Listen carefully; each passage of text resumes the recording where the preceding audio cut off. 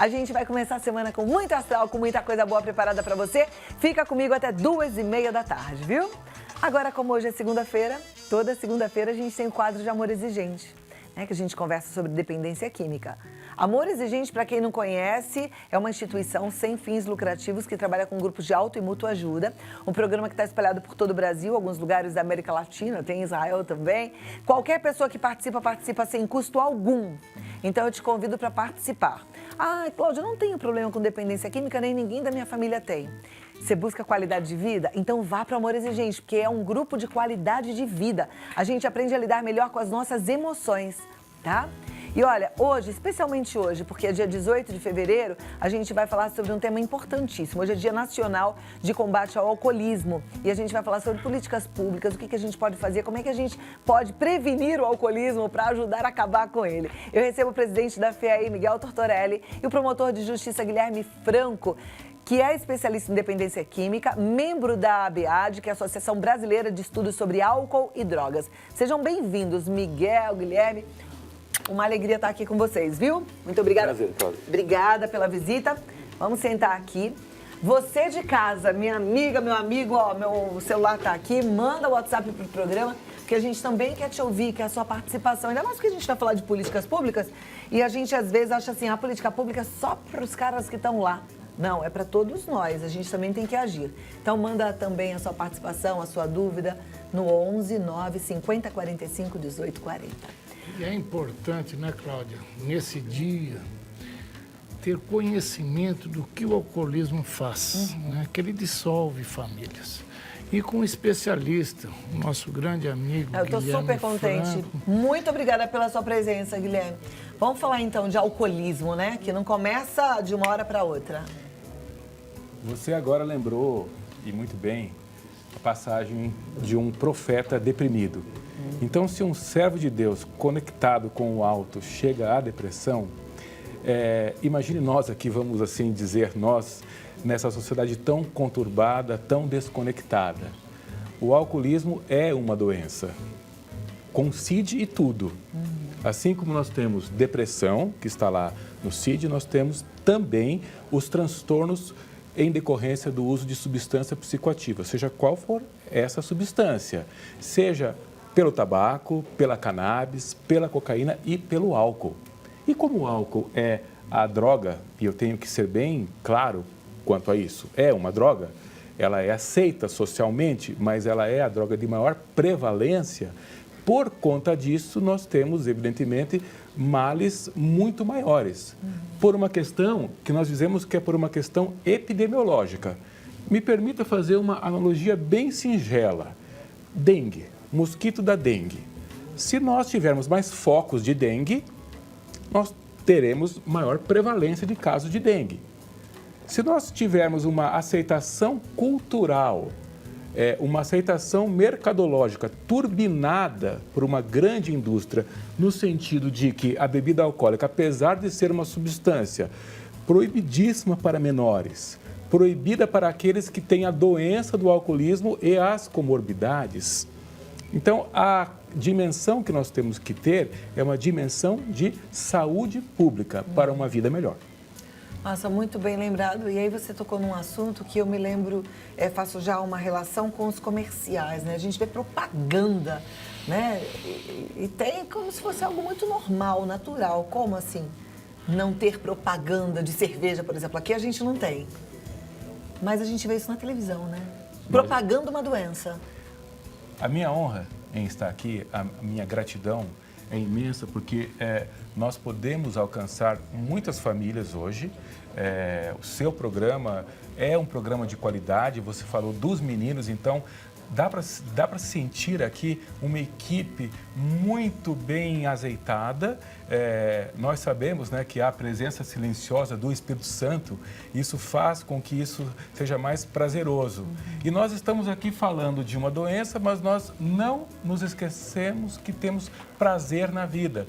Você enfatizou isso, prazer. Então, por que não também uma televisão de qualidade em alcance nacional que não vincule o prazer de um gol, a alegria de um gol, a um gole de cerveja, a um bar, a um problema que vem depois com a violência doméstica, na hora que esse homem, esse grupo de homens chega nas suas casas, e ali é uma lágrima inaudita, uma lágrima que não se ouve, uma criança encolhida, e é uma questão de saúde pública hoje. Não só de saúde pública, nós sempre também temos que lembrar que é uma questão de estratégia econômica nacional. Quanto dinheiro o Sistema Único de Saúde gasta hoje por causa dos acidentes, por causa das doenças? Nós perdemos, em média, 4 anos de vida por causa do álcool. Entre os bebedores, Miguel, imagine aquele galão de água que você tem na sua casa, de 10 litros. Nós temos hoje, entre os bebedores, uma média nacional de consumo de quase 10 litros de álcool por ano. Eu não estou falando do álcool já com o veículo. Então, realmente é muito importante que nós temos algo de saúde pública. A saúde pública é um direito previsto na Constituição da República. Há todo um sistema de saúde pública e hoje nomes como a professora Zila Sanches clama por um sistema bem desenvolvido, com aspectos jurídicos, com evidências científicas, para que nós tenhamos um sistema de prevenção nacional à questão do uso abusivo ou problemático ou de dependência do álcool. Guilherme, você falou dos acidentes de trânsito, mas hoje o feminicídio também é o pano de fundo é o álcool. 50%, é muito. 50% dos casos de violência doméstica, você tem a presença da bebida alcoólica. É muito isso. Então, hoje nós temos até programas pelo CNJ, no sentido de que... Fala o que é CNJ. O CNJ é o Conselho Nacional de Justiça, no sentido de que a justiça ela tem que começar em casa. E não há justiça se não houver paz em casa. Um país que quer alcançar patamares civilizatórios tem que olhar a figura feminina na sua amplitude, com proteção à figura feminina, com potencialização à figura feminina.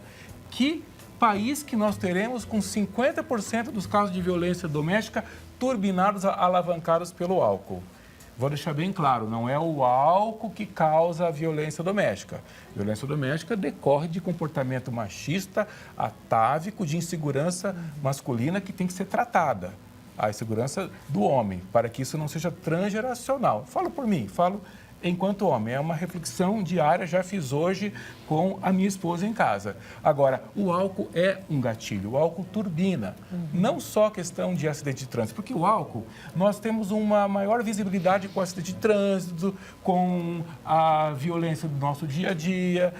Nós temos isso de uma forma mais exógena. Mas quando nós partimos para dentro das nossas casas, o que uma criança vivenciando uma cena de um pai chegando alcoolizado e a mulher com todo o direito de defesa da cria, de defesa da prole, ela até, vamos dizer assim, até por imperativo legal, no Estatuto da Criança e do Adolescente, há um artigo, claro, no sentido de que a criança deve ser afastada de ambientes nos quais ela não se desenvolva integralmente. A Constituição da República nos recomenda. Será que nós queremos um projeto de país mesmo para as presentes e para as futuras gerações? Temos que, de fato, lembrar que há um problema muito bem localizado, temos as nossas fraquezas, por isso que nós estamos juntos aqui, porque sabemos as nossas fraquezas, mas nós realmente temos aspectos protetivos. Eu aqui parafraseei os 3 primeiros princípios desse grupo maravilhoso que me encanta, que é o grupo do amor exigente. Realmente o Amor Exigente faz um trabalho muito bonito, porque o que a gente está ouvindo aqui do Guilherme faz a gente se imaginar até aquela mínima gotinha do oceano. Fala, mas é um problema enorme, de fato é um problema enorme, quer dizer, a gente vai começar a trabalhar neste problema enorme e vai ver esse resultado daqui a muitos anos. Talvez a gente não vai ver, mas assim, as futuras gerações talvez colham os frutos disso. Mas começa em casa mesmo, começa no grupo de Amor Exigente, começa com a decisão de você fazer diferente. Você estava falando do ápice, né, que é a violência doméstica, o acidente de carro ou as doenças que tiram a pessoa do convívio social, mas até um mau exemplo que você dá para o seu filho, enquanto a doença ainda não está instalada, de tomar a sua cervejinha sem saber se ele tem o gene para dependência química. Quer dizer, você está ali dando exemplo de tomar a sua cervejinha e daqui a pouco é ele que vai estar te copiando, porque filhos imitam os pais, não é a isso? força do exemplo, né? Exatamente. Sim. Eu só vou dizer aqui que eu sou um otimista incorrigível, mas eu sou um otimista com realismo também. Quantos de nós hoje, nesse ambiente, estão fumando, mesmo que eventualmente sejam tabagistas? Ninguém. É verdade. Ninguém. Isso foi uma política pública de defesa do nosso bem maior que a nossa vida, o ar que respiramos. E se uma política pública conseguiu isso com o cigarro, não tem por que uma política pública de maior restrição não consiga isso também com a droga de maior prevalência. Os números são assustadores. E vindo para cá, de Campinas, eu estava ouvindo no rádio uma pesquisa recente que foi feita pela ENDEC, que é o organismo de trânsito de lá. Então, nós já setorizamos bebida alcoólica, álcool, volante, morte final de semana de jovens. E sabe o que eles destacaram, os pesquisadores, Miguel? É que os alvos, na verdade, melhor dizendo, as barreiras, né, desses motoristas são barreiras fixas, árvores e postes. Agora, você sai da sua casa à noite, você sai da sua casa de madrugada para socorrer um ente querido, aí sim, melhor dizendo, você pode ser um alvo. Um alvo mesmo. Porque nos dias de hoje, com o tanto de conhecimento que nós temos, eu não posso dizer que é acidente alguém sair da sua casa, ingerir bebida alcoólica, saber, mesmo que a propaganda aí incentive, mas todos nós temos o conhecimento de que é uma substância que é depressora do sistema nervoso central, portanto, ela vai me causar sonolência, ela vai me causar diminuição de reflexos e aí a consequência é uma vida. Você disse bem, o que é uma vida diante de uma estatística? É uma vida. É alguém que não sonhará mais. É alguém que tem um sonho interrompido. A Cláudia, na abertura do programa, falou em depressão. O alcoolismo leva à depressão. Não só o alcoolismo, como qualquer outra substância psicoativa. Aí nós dizemos que além do próprio transtorno em si, que é uma doença, o transtorno causado por uma substância psicoativa tem algumas características próprias. Uma delas, que é evidente, que é a tolerância, ou seja, você vai precisar de cada vez mais doses para ter o mesmo efeito. O outro é aquela fissura, é aquela vontade desenfreada. O outro é que você não tem mais repertórios de prazer com outras coisas maravilhosas da vida. Você não ouve mais pássaros cantando, você não aprecia o sorriso de uma criança. Aquilo tudo é cinza. E aí, além desses sinais, vamos assim dizer, e outros, né, você vai ter as doenças associadas. A depressão é uma delas. Você vai ter depois psicoses causadas pelo álcool. Você vai chegar até, no último extremo, ao chamado delirium tremens. E daí a morte. Que é a demência, né? Sim, a demência alcoólica. E que hoje também, eu sei que nós estamos falando sobre o álcool, mas eu me preocupo sempre com a aculturação de drogas. Podemos conversar um outro dia sobre isso. Mas nós estamos vendo essa aculturação de drogas com uma outra substância que causa demência também, demência precoce. Essa substância é o THC, tetrahidrocannabinol, naquela que se diz tão inocente e tão, medicinal. Natural. Mais do que isso, natural, que é a cannabis. Uma maconha. Veja bem, o doutor Osmar Terra fala, veneno de cobra é uma coisa muito natural. Veneno de jararaca é natural. Mas eu vou mais além. O Salix, de onde vinha, o Salix é o salgueiro, o chorão, aquela árvore linda. De lá que vem a aspirina. Não é por causa disso que hoje, se eu tiver dor de cabeça, eu vou pegar um galho e vou sair mascando. Então, eu só estou dizendo que há uma grande preocupação com a aculturação de substâncias psicoativas. Sabe por quê, Miguel? Sabe por quê, Cláudia? Por causa de uma coisa. Ninguém pode servir a dois senhores. Não dá para se servir a Deus e ao dinheiro. Essas pessoas que procuram, essas pessoas que buscam ganhar dinheiro com destruição de cérebro alheio, principalmente cérebro de formação, que até 21 anos, não estão servindo a Deus.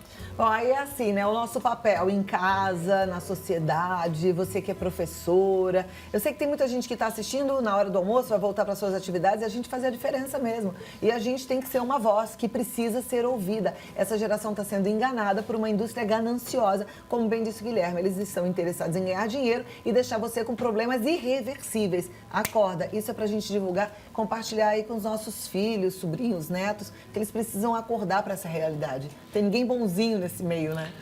Guilherme, a pesquisa mostra que nós temos... Qual é a quantidade de pessoas já dependentes do álcool?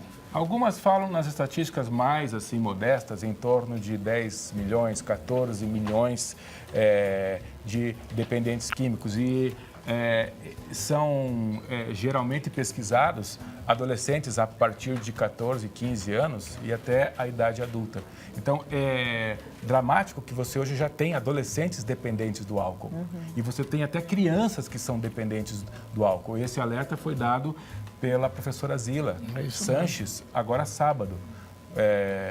Na Rádio 9 de Julho. Com o nosso querido Ivanildo. Então, e ela diz que é importante que nós sejamos vocais, que nós possamos chegar às famílias. Porque quando nós falamos de políticas públicas, é o agir local e o pensar global.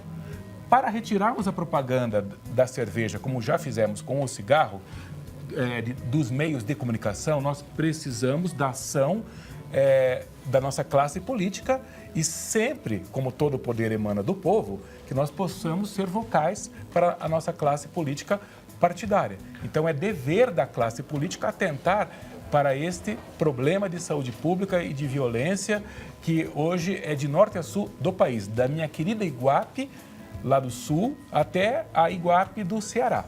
Agora, se me permita, nas cidades nós temos os grupos de mútua ajuda, nós temos os conselhos municipais sobre álcool e drogas e nós podemos ter legislações locais, iniciativas locais para se minimizar este problema. Exemplo, por que um bar em frente a uma escola?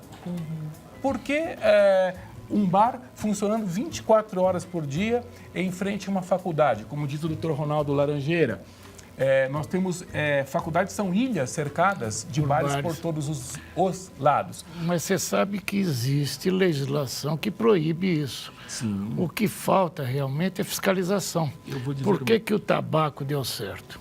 Fiscalização e a sociedade também ajudou. A sociedade ligava, olha, eu estou num restaurante tal, então mobilizou-se a sociedade foi atrás. É isso que nós temos que fazer, que é o único país do mundo que cerveja não é álcool. Cerveja não é álcool. No Brasil, portanto, não é. Eu não sei se nós teríamos condições até de se editar, mas hoje nós temos uma campanha nacional, www.cervejatambemeálcool.com.br. Eu vou me permitir repetir, www.cervejatambemeálcool.com.br. Acesse. É do Ministério Público. Perfeito. Vamos entrar lá e a gente precisa conhecer mais. Quando a gente fala que cerveja não é álcool, de acordo com a legislação, é que a legislação ela enxerga álcool acima de 13 graus etílicos, né? Na verdade, cerveja é álcool, sim, a gente precisa prestar atenção e a gente precisa agir, né? Principalmente como exemplo. Difícil, talvez seja, mas a gente precisa agir porque tem gente olhando, gente imitando, gente que pode adoecer. Muito obrigada. Bom, a gente começa um assunto aí que a gente não vai deixar morrer. Quero te convidar para participar mais vezes do programa, porque a gente precisa desse aprendizado, a gente precisa dessas informações, viu? Guilherme Franco, promotor de justiça, especialista em dependência química.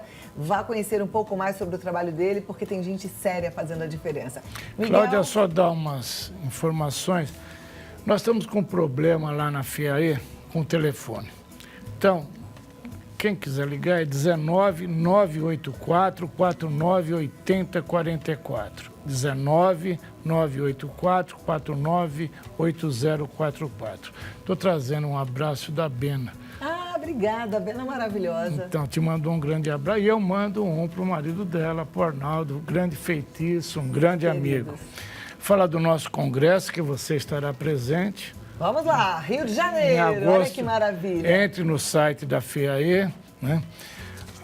trazendo para você um presente. Isso daqui é um almanaque Deixa eu ver. com as 12 Que lindo. revistas de 2018. Nós estamos colocando à disposição de você que está nos assistindo, de você da família E. É um preço de R$100 e é muito bacana. Muito Tem bonito. muita informação de qualidade. E o nosso curso de sobriedade, que é dia 29, 30 e 31 de março agora, fantástico, muita gente boa. E o almoço do Padre Haroldo. Que é no sábado que vem, eu estarei Tá lá. aqui, ó. Entre em contato para você estar também. Tá. Muito obrigada a vocês dois. Força, fé e alegria. Uma linda semana e vamos juntos, né? Dia do combate ao alcoolismo. Nós a que gente começa aqui agradecemos no Bote mais Cruz. uma vez, Cláudia, esse Obrigada, espaço obrigada, que você obrigada. nos dá. Obrigada, meu querido. Miguel Tortorelli.